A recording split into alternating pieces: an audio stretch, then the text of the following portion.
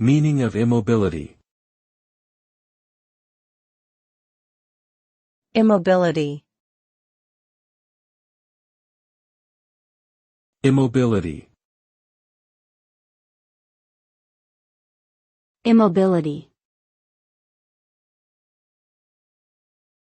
Immobility.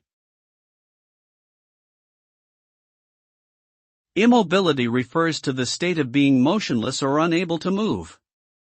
It can refer to physical immobilization due to injury or illness, as well as to social or economic immobility, which describes a lack of upward mobility in society.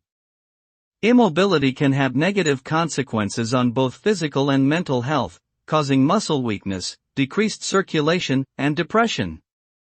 Additionally, social or economic immobility can lead to feelings of hopelessness and an inability to improve one's circumstances.